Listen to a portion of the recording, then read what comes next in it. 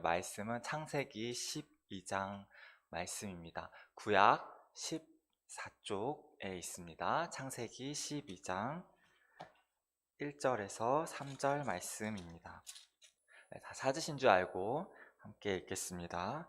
여호와께서 아브라함에게 이르시되 너는 너의 고향과 친척과 아버지의 집을 떠나 내가 내게 보여줄 땅으로 가라. 내가 너로 큰 민족을 이루고 내게 복을 주어 내 이름을 창대하게 하리니 너는 복이 될지라. 너를 축복하는 자에게는 내가 복을 내리고 너를 저주하는 자에게는 내가 저주하리니 땅의 모든 족속이 너로 말미암아 복을 얻을 것이라 하신지라. 아멘. 오늘 본문에서 하나님은 아브라함을 부르십니다. 아브라함을 부르신 곳은 창세기 11장 바벨 이야기를 다루었던 시날 평지입니다. 티그리스 강과 유프라테스 강 사이에 비옥한 땅으로 인해 메소포타미아 문명이 발달하여 사람들은 행복하게 잘 살고 있었습니다. 그런데 좋은 문명권에서 잘 먹고 잘 살고 있었던 아브라함을 오늘 창세기 12장에서 하나님은 부르십니다. 하나님께서 아브라함을 부르신 데에는 목적과 이유가 있습니다. 바로 하나님의 나라 때문입니다. 오늘 하나님께서 아브라함을 하나님 나라로 부르신 이야기는 아브라함의 자손인 우리에게도 동일하게 적용되는 영적인 원리이고 성도인 우리 모두가 받을 수 있는 복이기 때문에 매우 중요한 이야기입니다. 오늘 아브라함이 받은 복이 무엇인지, 또 아브라함이 받은 복이 우리와 어떻게 연결되는지 살펴보도록 하겠습니다. 아브라함 이야기는 연구가 너무 많이 돼서 정말 설교 시간에 다룰 수 있는 것들이 너무나 많습니다. 하지만 제일 중요한 것은 뭐니 해도 하나님의 나라입니다. 아브라함 이야기를 통해 우리는 하나님 나라의 복음을 캐낼 수 있어야 합니다. 하나님은 오늘 본문에서 아브라함에게 너는 너의 고향과 친척과 아버지의 집을 떠나라고 말씀하십니다. 떠나야 하는 곳을 굉장히 자세하게 설명을 해줍니다. 고향과 친척과 가족 공동체로부터 떠나라. 그것이 하나님께서 아브라함에게 주신 첫 번째 복입니다. 떠나는 것이 어떻게 복이 될 수 있을까요? 우리는 이사하면 생각하기도 싫고 너무 힘들다고 생각을 하는데, 떠난다는 것은 익숙하고 규범화된 삶의 방식에서 하나님의 인도하심에 내 인생을 맡김으로 하나님 나라에 참여하는 복을 받는 시작 단계이기 때문에 복이 됩니다. 하나님의 떠나라는 명령이 어떤 의미인지 우리는 이전 문맥인 창세기 11장과 대조하면서 인간 바벨이라는 인간의 나라, 인간이 세우려고 했던 나라와 창세기 12장에서 하나님이 세우려는 그 하나님의 나라를 비교해서 볼 수 있습니다. 창세기 11장을 보시면 시날 평지에서 사람들은 거류하고 정착하며 인간의 노력으로 이루어낼 수 있는 화려한 문명, 도시 바벨을 지으려 했습니다. 우리나라로 치면 강남입니다. 강남, 금싸라기 땅, 강이 흐르고 한강이 흐르고 비옥한 땅, 찬란하게 싹 틔우는 곳, 이 지역에서 사람들은 바벨이라는 도시를 지으려 했습니다. 누가 봐도 좋고 정말 저기서 살면 정말 소원이 없겠다 싶은 그런 땅, 그런 곳에서 아브라함은 살고 있었습니다. 사람들이 바벨탑을 쌓은 이유는 무엇이었습니까? 살기 좋은 땅에서 온 마음과 뜻과 정성을 다해 한 마음으로 자신의 이름을 내고 온 지면의 흩어짐을 면하자 하였습니다. 사람을 위하는 인본주의가 뿌리박혀 있고 우상이 숭배되던 곳이었습니다. 하나님은 아브라함에게 그러한 곳에서 떠나라, 그러한 세속과 우상과 죄악 속에서 떠나라 말씀하십니다. 사람은 자기 눈에 보기에 좋아 보이는 곳을 찾아 떠나고 정착하며 내 힘으로 살려고 합니다. 그것은 사람의 본성입니다. 그러나 하나님께서 아브라함에게 말씀하시는 것은 사람이 보기에 좋은 곳이 아니라, 사람의 실력과 경험과 힘을 의지하는 것이 아니라 바로 나 하나님을 의지하는 삶을 너가 이제 살게 될 것이다 라고 말씀합니다. 그러한 의미에서 아브라함아 떠나라 라고 말씀하십니다. 이것은 오늘날 우리에게도 동일하게 적용됐습니다. 우리는 무엇으로부터 떠났습니까? 무엇으로부터 하나님은 우리에게 떠나라고 말씀하셨습니까? 바벨과 같은 혼돈한 세상과 제약된 도시에서 떠남을 받은 게 저희 성도입니다. 사람이 먼저다라고 말하는 그런 인간을 향한 인본주의가 팽배한 세상 속에서 하나님은 우리를 선택하시고 구속하시고 거룩하게 하셔서 우리는 세상으로부터 떠나 하나님의 나라에 초대받았습니다. 하나님의 나라를 향하여 떠나는 것은 계산기를 두드리면 손해보는 일이기 때문에 하나님의 부르심 없이는, 하나님의 강력한 그 권고함 없이는, 초대 없이는 우리가 결코 떠날 수 없는 여정입니다. 하나님께서 하나님 나라를 향한 소망과 믿음을 우리에게 주셨기 때문에 아브라함과 우리는 하나님의 떠나라는 그 명령에 반응할 수 있었습니다. 하나님께서 아브라함을 부르신 것처럼 우리도 부르셨습니다. 우리에게 믿음을 주셨고 죄악을 벗게 하셨고 새 생명으로 새로운 피조물로서 하나님은 우리를 거듭나게 하심으로 우리는 하나님의 나라를 향하여 가고 있습니다. 하나님께서 떠나라고 하심으로 말미암아 아브라함에게 하나님께서 바라보게 하는 게 있었습니다. 그것이 무엇이냐 하면 1절에 내가 너에게 보여줄 땅이 있다 라고 말씀하셨고 2절에 보면 내가 너로 큰 민족을 이루겠다, 그리고 너에게 복을 주겠다, 그리고 거기서 너의 이름을 창대하게 하겠다 말씀하십니다. 민족이라는 단어, 그리고 큰 민족이라는 단어는 해석을 좀 더 단어의 뜻을 자세하게 보면 위대한 나라라고 번역을 할 수 있습니다. 어떤 크다라고 하면 우리가 양적으로 큰 걸 생각하지만 질적으로 위대한이라는 단어의 뜻이고 민족은 나라라는 뜻으로 창세기 10장 20절에서 쓰였습니다. 즉 하나님께서는 아브라함을 통해서 뭘 하시겠다고 하십니까? 하나님의 나라를 내가 이루겠다, 너의 인생 가운데 하나님의 나라를 이루겠다라는 소명을 주시는 것이 오늘 본문의 장면입니다. 인생에는 잘 먹고 잘 사는 것보다 더 중요한 것이 있다. 잘 먹고 잘 살고 있었지 아브라함아, 그런데 그거보다 더 중요한 내가 너를 창조한 이유와 목적이 있다. 바로 하나님의 나라를 위해 사는 인생이 가장 복된 인생이다 라고 말씀하면서 하나님은 아브라함에게 떠날 것을 요구하십니다. 아브라함은 우르에서 살았습니다. 우르에서 그렇게 대단한 사람은 아니었습니다. 왕도 아니었고 용사도 아니었습니다. 그냥 평범한 사람이었습니다. 사도행전을 보시면 우상을 사고 팔던 장사꾼이었습니다. 그러한 평범한 사람인 아브라함을 부르셔서 하나님은 아브라함이 애굽 왕 바로를 만나게 하십니다. 그랄 왕 아비멜렉도 만납니다. 급기야는 어떻게 됩니까? 메소포타미아에 있는 연합군 왕들이 가나안 땅을 쳐들어오는데 가나안 땅에 있는 소돔과 고모라 왕들은 연합군을 편성해서 막으려고 해도 막지 못한 것을 아브라함이 해냅니다. 그러고 나서 가나안 땅 전역과 메소포타미아 지역에까지 아브라함이라는 이름이 널리 퍼지게 됩니다. 아브라함의 이름이 하나님의 말씀대로 창대하게 널리 알려집니다. 이것은 아브라함이 용맹한 용사여서도 아니었고 뛰어난 지략가여서도 아니었고 왕이 될 만한 자질이 있어서도 아니었고 성령 하나님께서 아브라함과 함께 하셨기 때문에 가능했던 일입니다. 이집트 왕도 그랄 왕도 메소포타미아 왕도 모두 아브라함과 함께하는 성령 하나님, 이 세상을 통치하시는 세상의 왕이신 하나님을 경험하게 됩니다. 아브라함은 하나님께서 함께 하시는 존귀한 사람이구나 라는 것을 겪게 합니다. 그러므로 말미암아 하나님께서 선택하신 백성으로 하여금 성도가 얼마나 존귀한 자인지, 어떻게 성도의 이름이 창대하게 되는지를 아브라함의 삶을 통해서 직접적으로 보여주셨습니다. 여기서 우리가 좀 더 궁금해야 하는 것이 있습니다. 아브라함을 통해서 어떻게 하나님의 나라가 임했는가, 그걸 우리가 살펴봐야 합니다. 실제로 어떻게 아브라함에게 하나님의 나라가 임했는가, 그것을 봐야 합니다. 아브라함에게 하나님 나라는 어떻게 임했을까요? 하나님의 나라에서, 나라라는 것에서 제일 중요한 것은 왕대심입니다. 통치하는 통치자, 하나님의 왕대심을 우리가 봐야 합니다. 아브라함은 그의 일생 동안 창세기 12장부터 해서 그가 죽을 때까지 창세기 25장까지 하나님께 여러 가지 질문을 하는데 그 모든 질문은 하나님의 왕되심이었습니다.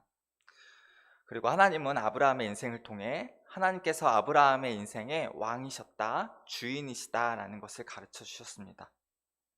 우리는 우리 인생의 주인이 누구인지 잘 알아야 합니다. 우리는 하나님 나라의 언약 백성으로 하나님께서 우리 인생의 왕이십니다. 우리 인생을 통해서 하나님은 우리 인생의 왕이 하나님이시라는 것을 보여주십니다. 우리는 그러면 구체적으로 어떻게 하나님이 우리 인생의 왕으로서 나타나고 계시는가, 그거를 볼 수 있어야 하는데, 하나님은 아브라함을 성령으로 통치하시고 성령으로 다스리심으로 아브라함의 왕이 되셨습니다.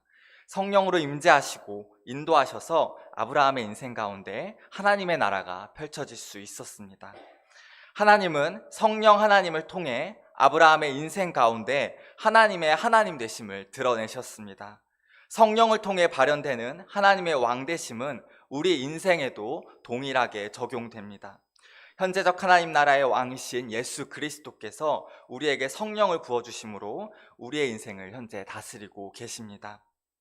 이것이 바로 하나님 나라의 복음입니다. 성령을 통해 성도들을 다스리시는 하나님의 왕 되심을 우리는 오늘 아브라함 본문을 통해서도 볼 수 있어야 합니다. 구약 시대에도 성부 하나님은 성령 하나님을 통해 구약교회 그리고 구약 성도들을 통치하셨음을 우리는 보아야 합니다. 구약에서 성령 하나님의 통치를 보지 못하면 구약 성경을 우리는 제대로 보지 못한 것이 됩니다. 그리고 우리에게, 오늘날 신약 시대를 살아가는 우리에게 아무런 의미가 없는 기록이 되고 맙니다. 사도행전 7장 5절에 따르면 하나님께서 아브라함에게 발붙일 땅도 주지 않으셨다 기록합니다. 원어로 보면 손바닥만한 땅도 아브라함에게 주지 않으셨다라고 기록했습니다. 아브라함이 죽을 때까지 소유했던 땅은 아내인 사라가 죽어서 묻힐 장지 마련한 헤브론 땅뿐이었습니다. 아브라함은 죽을 때 속으로 내가 하나님께 속았구나 라고 생각했을까요? 하나님께서 약속의 땅을 주겠다고 하셨는데 하나님이 나를 속이셨구나, 그렇게 생각했을까요?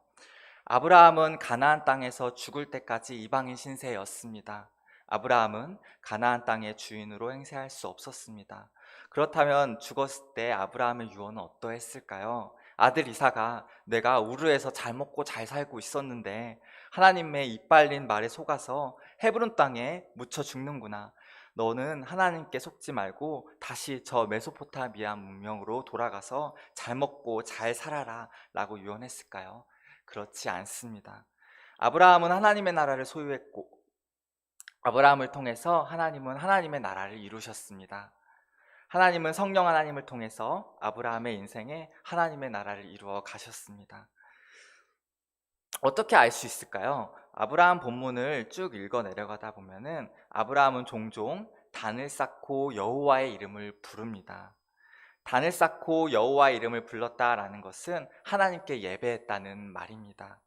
아브라함이 약속의 땅을 향해서 1800km의 대장정을 걸어서 굉장히 오랜 시간이 걸려 약속의 땅까지 인도하신 하나님의 왕되심, 하나님의 하나님 되심을 고백하는 행동이었습니다. 아브라함의 인생 동안 하나님께서 함께 하셨다는 것을 고백한 것이 바로 단을 쌓고 하나님께 예배를 드렸다라는 기록입니다.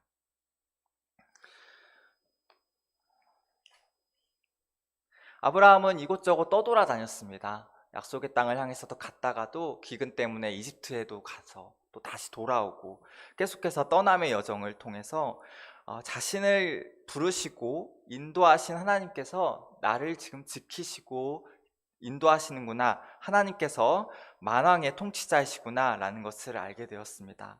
하나님의 나라는 어떤 일정 지역의 땅을 말하는 것이 아니라 하나님께서 통치하시는 곳, 그리고 하나님의 다스리시는 성도가 바로 하나님의 나라구나 라는 것을 아브라함은 알게 됩니다. 그래서 곳곳에서 단을 쌓고 하나님을 예배합니다. 하나님이 나의 주인이시고 내가 곧 하나님 나라구나 라는 고백을 한 것입니다. 그렇게 내 인생을 통해 임한 하나님의 나라를 통해 하나님께 영광을 돌릴 수 있구나, 내 인생이 그렇게 흘러가고 있구나 라는 것을 고백했습니다.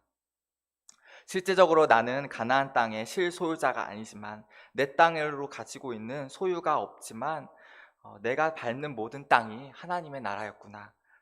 내가 받는 그 모든 땅을 하나님 나라로 하나님께서 나를 소유하고 계시는구나 라는 것을 고백했습니다. 그 고백을 확정지어서 구입한 땅이 바로 헤브론 땅이었습니다. 자신의 인생 가운데서 하나님의 다스리심의 표로 정점을 삼은 그곳, 아브라함이 죽을 때 등장하는 창세기 25장에 등장하는 그곳이 바로 헤브론입니다. 헤브론 장지를 아브라함은 그냥 얻을 수도 있었지만 굳이 돈을 주고 샀습니다. 그것은 하나님의 다스리심에 대한 신앙 고백이었습니다. 그래서 이스라엘의 조상인 아브라함뿐만 아니라 이삭과 야곱 모두 헤브론에 묻혀 죽음을 맞이합니다. 하나님은 아브라함에게 그의 일생 동안 눈에 보이는 영광스러운 하나님의 나라의 모습을 보여주지는 않으셨습니다. 하지만 하나님은 하나님 나라의 본질이 무엇인지를 아브라함에게 그의 인생의 여정 속에서 그의 죽음의 때까지 깨닫게 하시고 아브라함이 자신의 생애 동안 충만하게 하나님 나라를 경험하도록 허락하셨습니다. 이것이 우리가 아브라함을 통해 살펴볼 수 있는 하나님의 나라입니다. 인간의 힘으로 아브라함은 헤브론에 도달할 수 없었습니다. 가나안 땅에 도달할 수 없었습니다.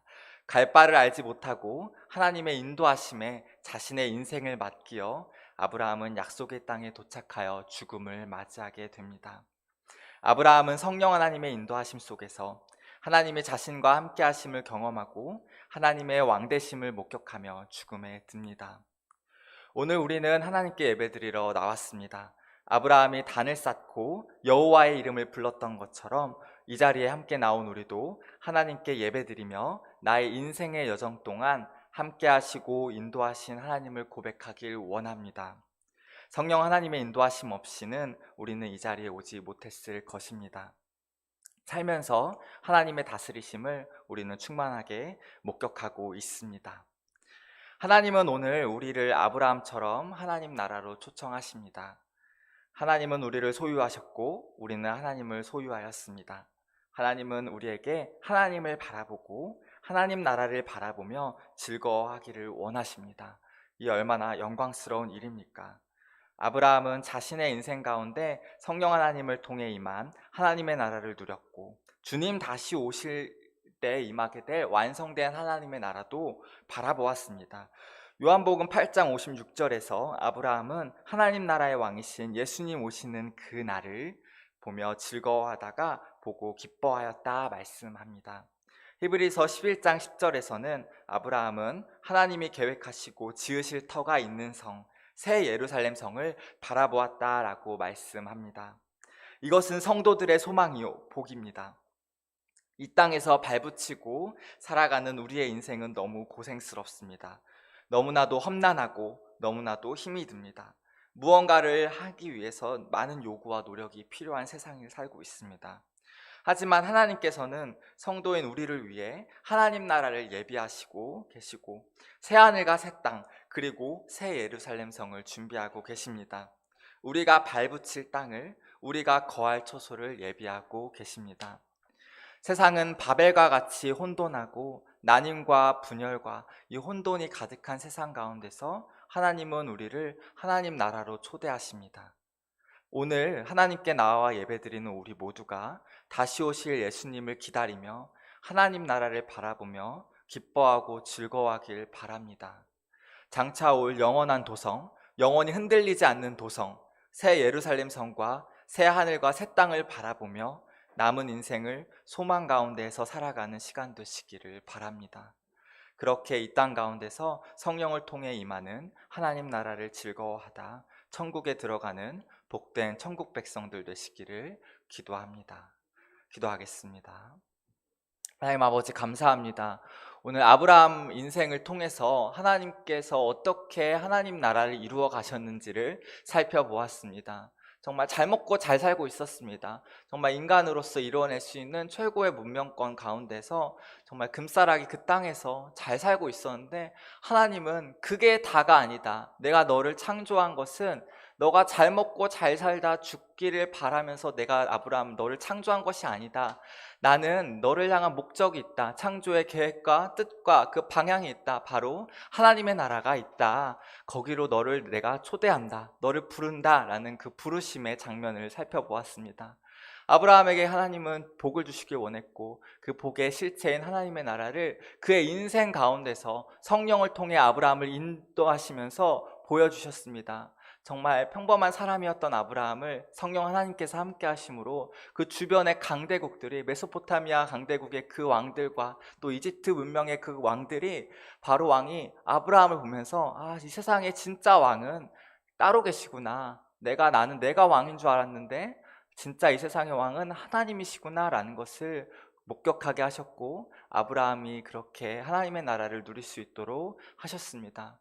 주님, 하나님의 나라를 향한 그 고백이 죽음의 그 순간 헤브론 땅에서, 그리고 인생 가운데 단을 쌓고 예배를 드린 가운데에서 아브라함의 신앙 고백을 통해 우리는 아브라함의 인생에 통한 임했던 하나님 나라를 살펴봤습니다. 주님, 우리도 지금 그렇게 살고 있습니다. 성령 하나님께서 우리와 함께하고 계시고 우리가 하나님의 인도하심을 따라 지금 이 자리에 예배드리러 나왔습니다. 우리의 예배가 우리의 신앙의 고백이 되기는 현장이 되게 하여 주시옵소서. 내 삶 가운데 하나님의 나라가 임하고 있다는 것을 고백하는 귀한 신앙 고백의 장소가 되게 하여 주시옵소서. 주님, 오늘 우리 예배를 받아주시고 또 이 예배 가운데 성령 하나님 함께하여 주시옵소서.